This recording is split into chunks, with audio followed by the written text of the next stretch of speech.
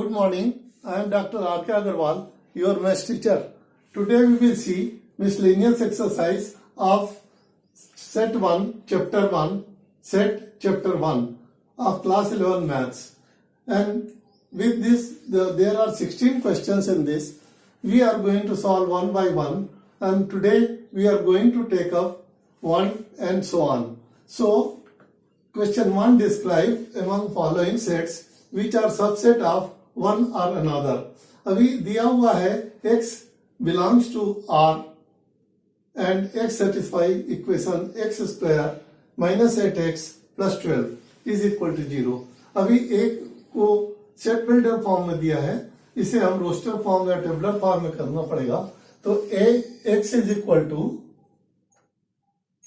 x square minus 8x plus 12 is equal to 0. अभी हम इसको ब्रेक करें तो क्या होगा, x square minus 6x minus 2x plus 12 is equal to 0. Therefore x को कॉमन निकालें तो क्या आएगा, x माइनस 6 और दूसरा आएगा minus 2x minus 6 is equal to 0.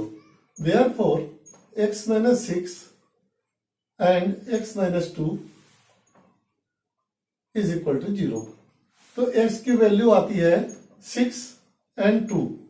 तो इस प्रकार हम एक सेट में x की वैल्यू देखते हैं, रखते हैं x is equal to 6 and 2.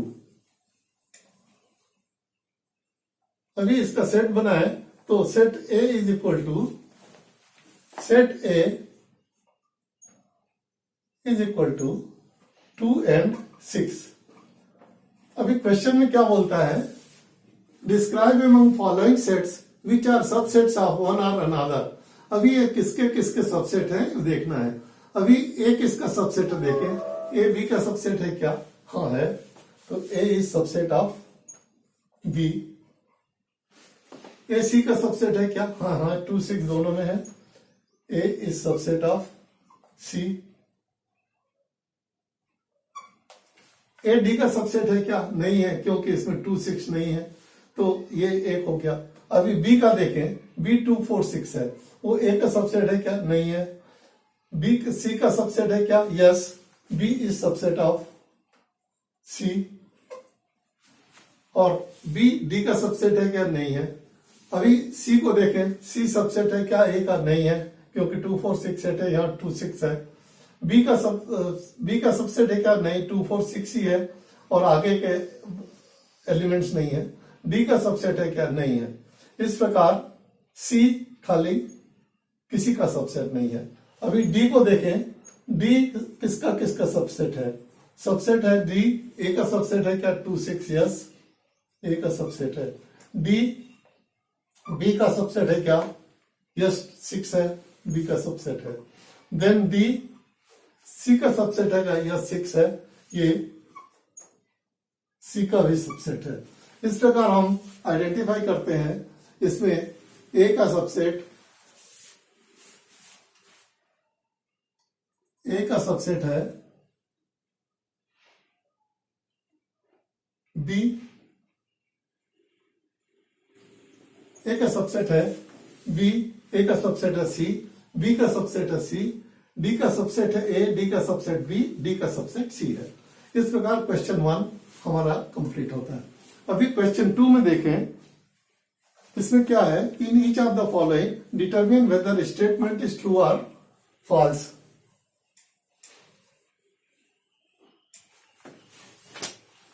Prove it and if false give an example. तो हमें इस नीचे 6 हमारे पास स्टेटमेंट दिए हुए हैं. इन स्टेटमेंट को हमको विजुलाइज करना है और बताना है कि ट्रू है कि फॉल्स है. तो if x is element of a and a is element of b, then x is element of b.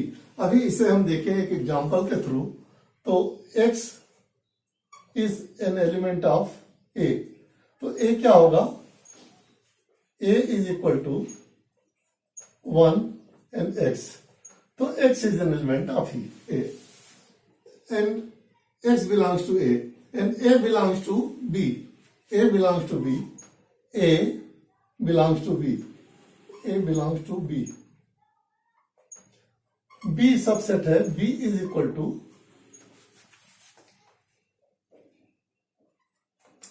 1, x, 2 and 3.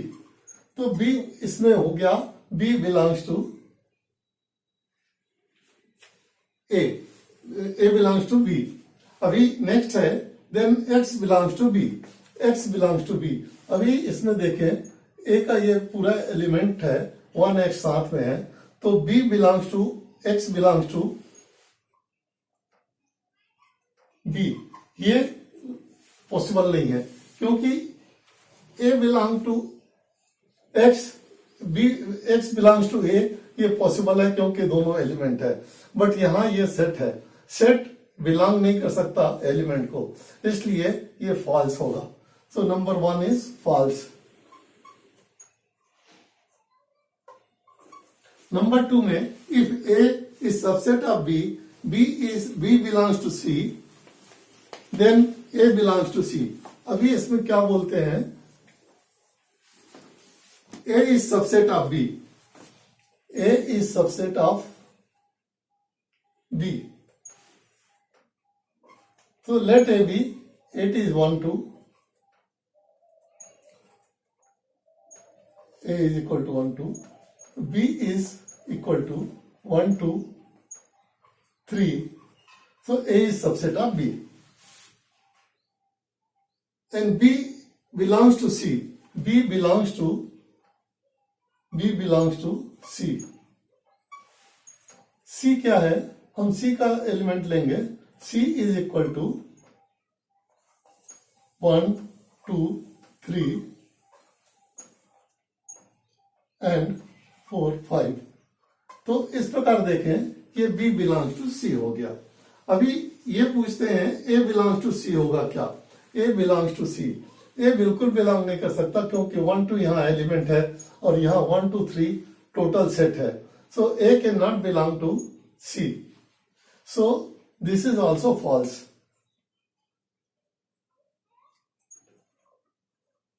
Now third है if A is subset of B, B is subset of C, then A is subset of C. अभी इसमें क्या question क्या पूछते हैं? A is subset of B. A is equal to 1, 2.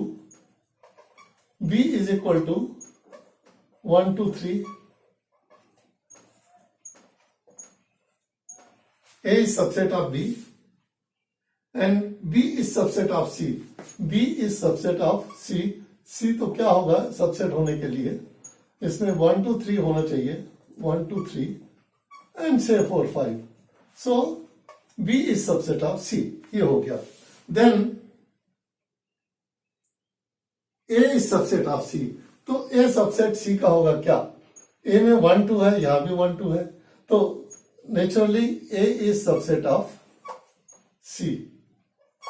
ये true होगा.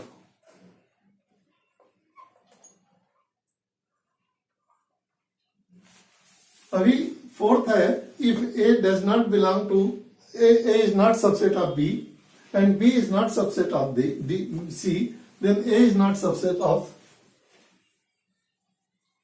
C. अभी इसमें हम A को लिया है, A 1, 2 लिया है तो B सबसेट नहीं है ऐसा बोलते हैं. तो B को हम 3, 4 लेते हैं तो A is not a subset of B.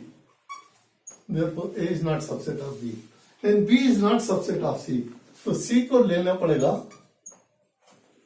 5, 6. तो इसमें क्या होगा? Therefore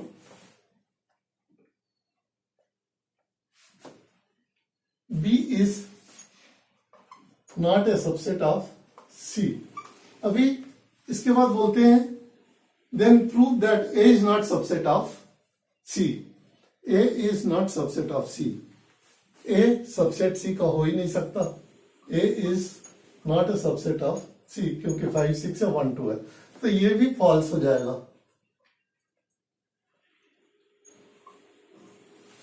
अभी नेक्स्ट है, if x belongs to a and a is not a subset of b,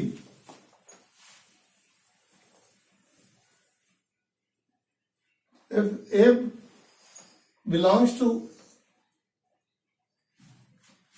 if a belongs to a is not subset of b, so b will be 3 4, not a subset of, b is not subset of, a is not subset of b, then x belongs to b, then x belongs to b. ये हो ही नहीं सकता क्योंकि इसमें 3 4 है, वहां 1x है, तो ये बिलोंग कर नहीं सकता, तो ये फॉल्स होगा.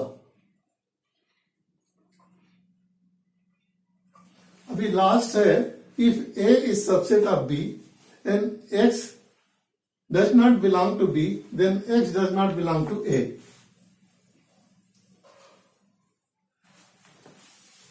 A is subset of b. A say we have taken a is equal to 1 2, b is equal to 1 2 3, तो a is subset of b.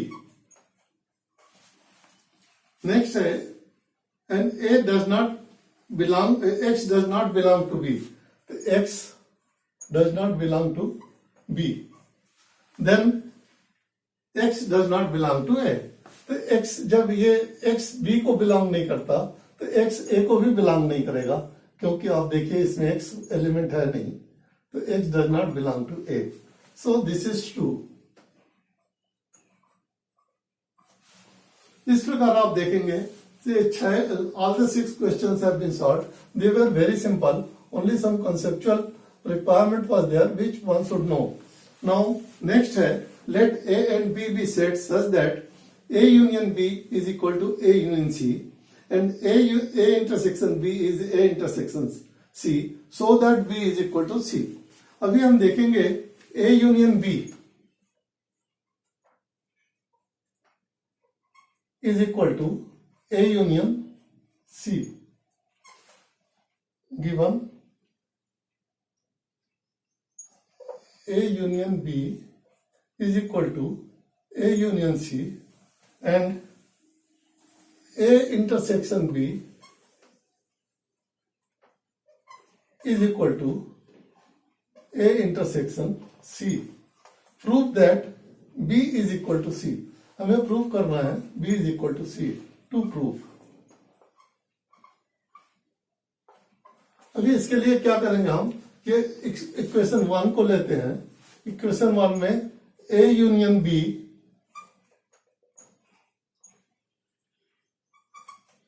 Is equal to A union C. हम इसको दोनों तरफ A यूनियन B को ये union intersection B से दोनों तरफ पुट करते हैं. A union C intersection B. अभी आप देखेंगे यदि ऐसा करें तो कोई डिफरेंस नहीं होगा. अभी A union B intersection B होता है A, और ये डिस्ट्रीब्यूशन से, डिस्ट्रीब्यूटिव लॉ से कर सकते हैं. A intersection B union C intersection B. ये हम यदि इसको इक्वेशन 2 लिखें तो हमें बाद में ये काम आएगा. आई एम सॉरी, ये होगा B is equal to A intersection B. This A union B intersection B, ये B के बराबर होगा. आप इसे करके देखेंगे तो आपको पता चलेगा. तो A इंटरसेक्शन B, इसे हम डिस्ट्रीब्यूटिव लॉ से हमने इसको ब्रेक किया है. दूसरा लेंगे A यूनियन B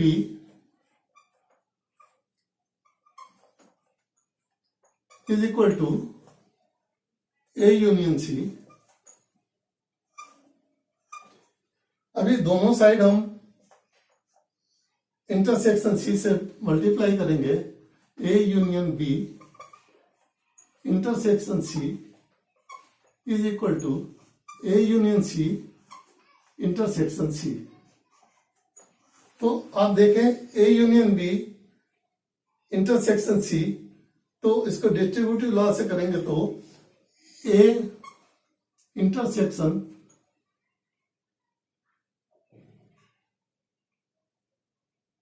बी और union B intersection C is equal to A union C intersection C के बराबर होगा।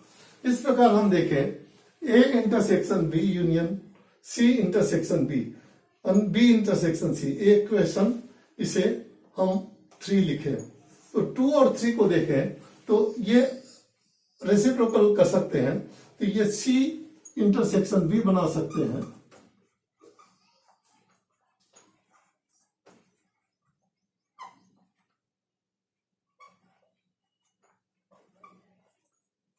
अभी आप देखें तो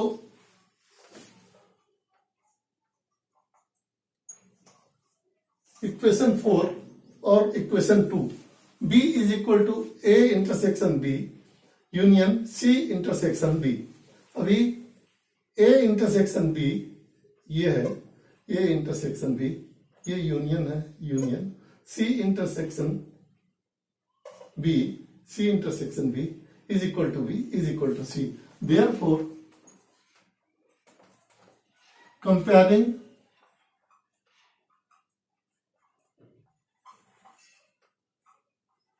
equation 2 and 4, we get B is equal to C, hence proved।